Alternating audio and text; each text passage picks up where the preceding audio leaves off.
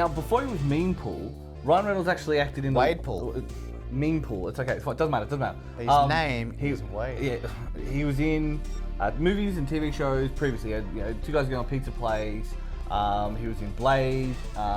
Blade 3, the worst of That's them. what I started to. He was in that fantastic comic book movie. I'm waiting for what he's trying to get across. I don't know. Basically Waiting. That's it. The movie Waiting, very good movie. Very, I don't know, like that kind of post 2000s. It's very inspired by the success of Clerks. It's that sort of it's set in a restaurant. It's a guy's first day there, and he's meeting all these different cast of characters, from the chefs, the busboys, the waiters, the weird manager who is like 20 years older than everyone else working there. Yeah.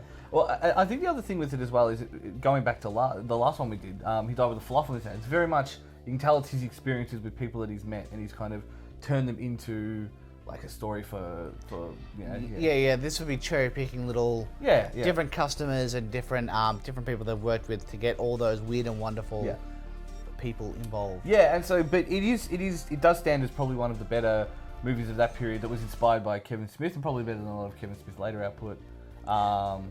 Look, I liked Red State, but it is vastly different from the Viewer Stew universe. Yeah. And so, if that's what the kind of movie that you're into, those kind of 20-something ennui Slacker, It's probably one of the best ones in a long time that doesn't just like ham up, oh lol, we do drugs, yo. Which I think makes it better than most. Weird is cool. Yeah, okay, speaking of cool, you went to cinemas. Yeah, I watch a lot of movies in the cinemas. I have seen Zoolander 2. That was a bigger laugh than got in the first half an hour. Boy. In the first half an hour of my session, one person laughed. No, I laughed once. It was a very funny joke, but for an hour and a half film, that one funny joke is not good enough. Yeah, when it's not especially for a comedy. Yeah. I watched Hail Caesar. Coen Brothers? The new Coen Brothers film, which is set in like the 1950s studio system Hollywood. Lots of different characters doing weird and wonderful things. It's a lesser Coen Brothers film. Yeah, right.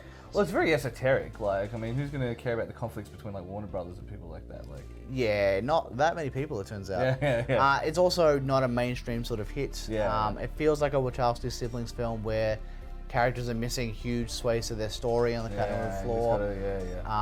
Who knows whether we'll ever get extended edition. I saw Pride and Prejudice and Zombies. Okay. Yeah, Mr. Darcy's not a zombie, yeah? Well, he isn't in this film either. Okay. Yeah, that wasn't bad, but I also saw Gods of Egypt. Okay, so like white gods of Egypt. Yeah.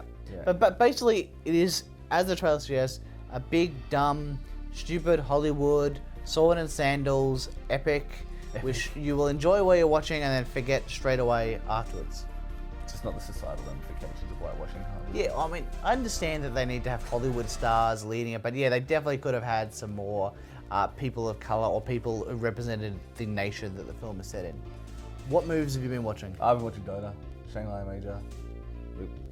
Great Shanghai Major. Just put the delay in. I'm frozen.